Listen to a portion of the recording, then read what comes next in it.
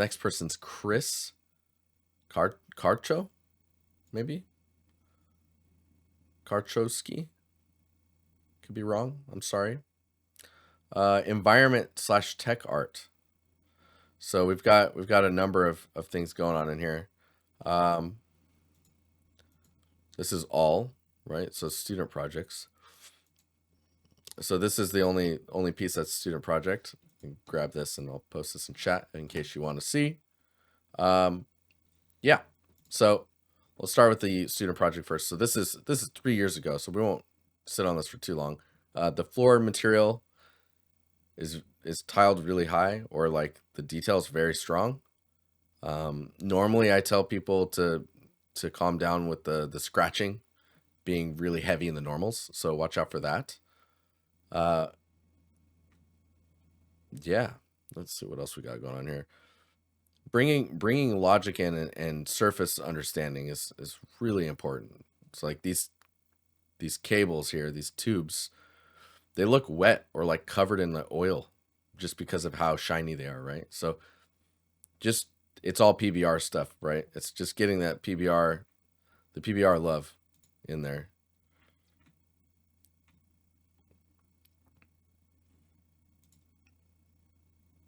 Man, the way you have this rendered, like in the post, man, it's so soft. It feels so nice. It's kind of tricking me in certain aspects from noticing certain things, if you want to say it like that. But there's some nice like micro details you got going on there.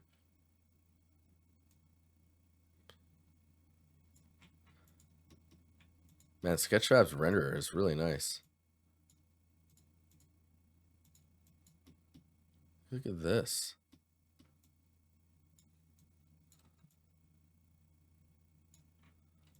Yeah, so really like honing in the material understanding is going to be really important, right? So this one's also a student project. Wait, what? Hang on. Student projects. So it's just not tagged. So this one's also a student project. Generally speaking, it feels pretty cool. There's some stuff that sticks out to me immediately is like the edge here that's happening with the art. And then the seam here is really like distracting. Knowing how these barrels are made, right? You're gonna want to understand the grain pattern that you would see and where you'd see it and what direction the grain pattern would go. Yeah, looking at it from this view, it's very stylized, I guess, is one of the ways to put it. Yeah, so you've got grain going this way, which is accurate, but then the grain's this way on this side instead of maybe like either following this or like having some swirls that really like align to what you're seeing here. So this is 2 years ago as well. Looking at it in the renderer here, or in the real-time render, I like the information that you're putting into the surface of the metals.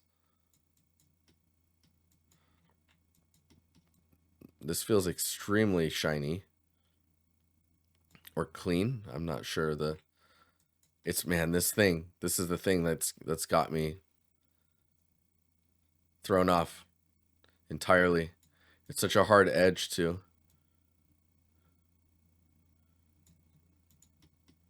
Seeing this is nice. That attention to detail is really cool. Maybe a little dark. Let's see. No, materials look all right for the most part. Be careful with gray in your metalness map. Roughness looks pretty good. Oh, it's really interesting. You went with like the roughness being a slightly different based on the grain. Helps a lot for getting those really nice renders. I mean, overall the assets is really nice. It's just a matter of like the way this is kind of embossed into the surface, or is it embossed or etched? Feels strange to me. This doesn't feel fully realized, but yeah, No, overall it feels good. It feels like a prop you should be seeing at like this scale, like third person, right? Um, yeah. Go up here. Oh, wait a minute. I want to check something really fast. I know that you can go in here and like if I press inspector and then we go to 3D 2D base color. So see, this is cool to see this, but I really want to see it without having to go into the viewer, you know? Some people don't want to even go into the viewer. So like being able to show your wireframes and your textures. I think I've said that with every portfolio, but it's extremely important. Wireframes, texture maps. I want to see how you think. I want to understand where you're at.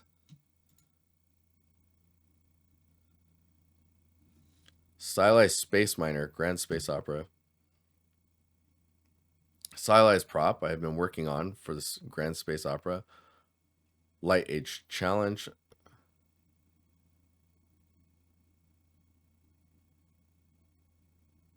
I still want to be able to complete this one. Yeah.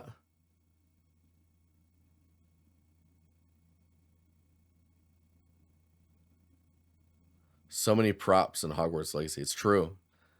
The game is packed with detail.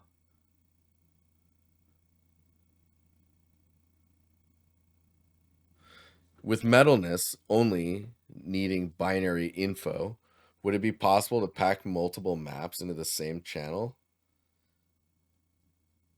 but in different value ranges? Technically, yes. That's some hardcore optimizing though. I don't know. It's a cool technique to have in the back pocket, but not something that's used every day. But like if you really need to trim down on textures, that's one way to do it. You could pack it into a specific range inside. Anything that's being limited by range, though, you're losing a bit of the fidelity of that map, right? And if you're gonna do that, do it in the green channel because the green channel gets an extra bit of data. So this is really cool, Chris. I really like this one.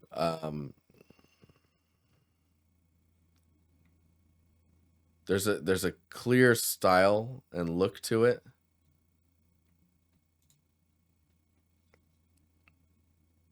Like zoom around here and just kind of appreciate. As a nice, yeah, it's a nice style. Maybe a little low poly, but could be going into the look of it, the design, and the aesthetic of being low poly.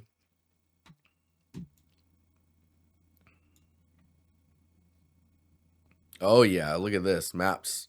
Let's go. I would definitely make those larger because you really want to look at it, understand it, and whatnot. If we go in here, let's just look at that roughness. Very nice. Your metalness was very odd to me, but at the same time, like this whole stylized approach, where if you're stylized, this is where I think metalness you can play around with it because you're just you're just going for it. You're just making things look a specific way. Everything has a little bit of a metallic feel to it, or like somewhere in between, which is really interesting. Like you could really let me see what that sticker, dude. Look at this. What's going on here? That's interesting. Because you did that, there's like this pattern across the surface. It's subtle, but you see that? That's actually coming through in the metalness. Um, I think making the stickers pop out like that is really intriguing. I like it. This is it's a really cool piece, actually. Getting a higher res of those maps would be really good. I don't know if we need to see the first modeling pass.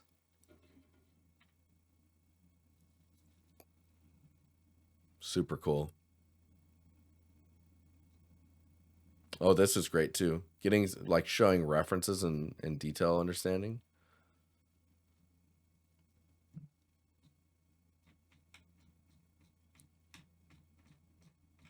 What? That's hilarious. Commented on his own piece saying first. I love it. Love it.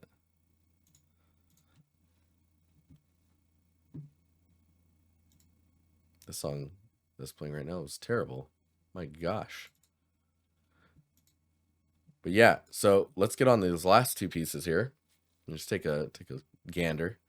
So again, very stylized work. I love the gradient in the color here.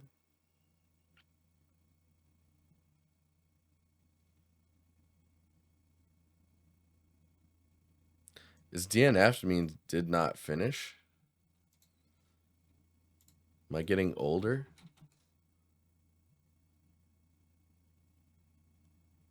Acronym for do not die. That's hilarious.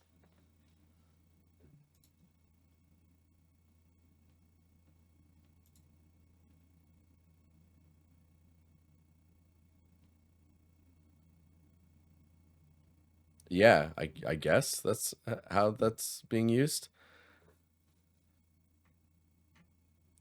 It's a cool asset. So doing material variations, to me, when it comes to like this type of stuff, I get a little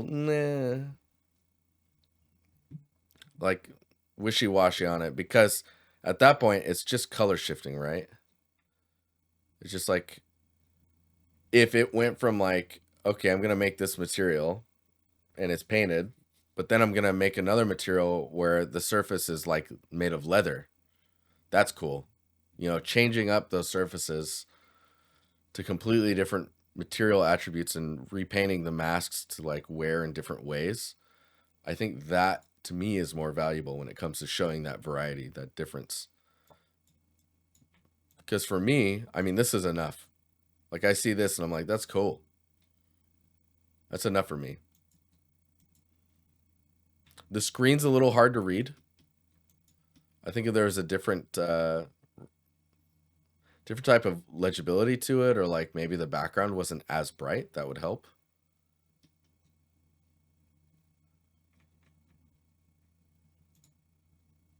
And then there's this Art Nouveau like environment.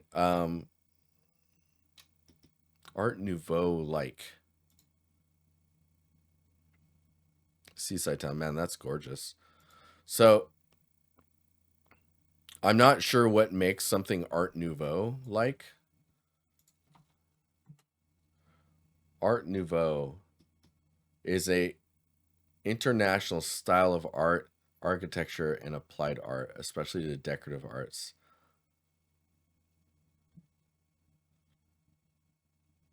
So it's this kind of color palette that you're dealing with. Because I was wondering, like, why is the shadows so light, And I guess that's part of this nouveau look you're going for. Is that right? Because like, man, I just want to like take your shadows and push them down a little bit, right? Just want to. There we go. Yeah, something like that. But then I don't know. It's just what's happening is it ends up becoming very flat. And I guess like if we look at your inspiration, is that right? You're heavily inspired. Yeah. So you can see it's very similar in the range, but it's not as flat. There's a lot of like shadows or deeper areas where the shadows occur. You get more of a richness. So like the albedos become more saturated, and the value goes down. So there's areas that are quite dark. Like if we copy this image, for example, and we go into here, let's just paste that, and let's look at let's run that filter. Where are we at here? Let's do a levels check on it. Boop. Okay, a little blinding. That's a little intense. But I think what I want to do is push these around a little bit more. So these areas, this range where it's red, that's the stuff I'm looking at when I talk about this. Yeah, it seems like it's missing some AO and GI. Yeah, I kind of feel that as well. So you can see in the value range, that's what we're looking at here is the value range. Let's see what we got here. Linear is probably a better way of viewing this, but yeah. So you can see where that red information is. That's the stuff I'm really into for like getting that type of information to pop. If we go to yours, this is the one that I leveled out to try and like bring in some of those areas if I remember correctly. So this is where yours is at. If we just look at the raw range of things for value. And so being able to push those ranges around, like if I just do a levels on here and we just kind of try and find, you can see it's not really happening in the areas of like where it would build up, if that makes sense. It's just kind of happening generally in the shadow itself. Right? Whereas like we turn this one on and you get very controlled gradients of where value it's ambient occlusion. Press control Y and we look at it in gray. Man, I've never used this combo before. This is awesome.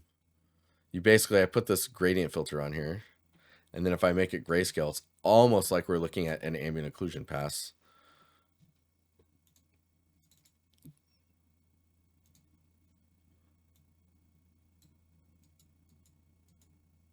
But yeah, being able to really see that info and be able to understand the shapes and forms is going to be really useful. Love the control Y grayscale. So much, literally so useful when doing grading. Yeah. Dude, it's powerful. If you're curious how to do that, because like what control Y usually does is switches your image from RGB to CMYK, right? But you can change that. Where is that at though? I'm trying to remember. Proof setup. So proof colors is set to control Y. And proof setup, you can customize it. So working CMYK, you can change it to whatever you want. And then when you use that command, it'll temporarily switch it to whatever you set this at. So I do custom and did like S gray. And then when you press control Y, it goes back. Really handy. Extremely handy. You learned that trick from a matte painting YouTube. Oh, dude, link me. I would love to see that. But yeah, I think that's one of the main things that's kind of affecting the scene itself. So it's just not really any ambient occlusion pass happening. There's not really much going on when it comes to separating out the elements. So it's all just kind of there all at once. The other thing I wanted to highlight is the water.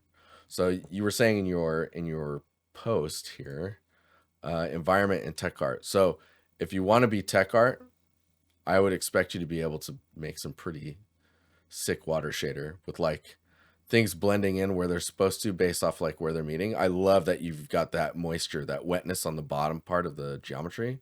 I don't know if it's consistently everywhere, but it's a great touch. But utilize all of your maps, your ambient occlusion, all the like using your technical understanding to build a shader to really push your scenes would be great. This is cool to see. Because you seem to get a pretty good result in how things meet up. Hey Jamie, how you doing? The way it's kind of put together is nice, but there's a lot of variation in here. Making all of these that's pretty intense, but it's a lot of work is all.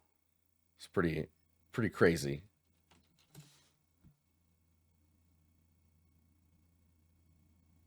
But very nice. Very, very nice. It's great to see this all broken down as well. The thing I would watch out for is how things meet and there's a seam. Try and get those terminating points to terminate outside of the view.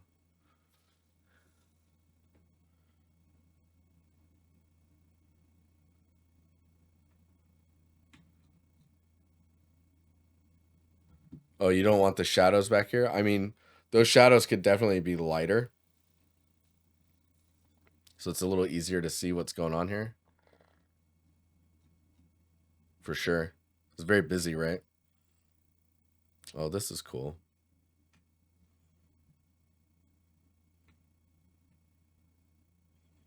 See, anything that you're doing that's technical, I would love to see a little video, on like posted, showing like all the tweaks that you did and all the adjustments for material surfaces and just any technical stuff that you're pushing. Considering you're pushing like the tech art role of things. But yeah, it's a cool portfolio. It's nice to see like the progress of like where you're at. Definitely pushing your technical understanding and just getting more depth and volume into your scenes. I think it's just a matter of getting like a really good ambient occlusion pass in there, and like those areas that recess back into space become darker. Those will really push uh, the way things are put together, and like how your eye perceives them and understands the depth and like where things are at in comparison to each other. But yeah, cool. Thank you for sharing your portfolio, Chris, and hopefully that was helpful for you.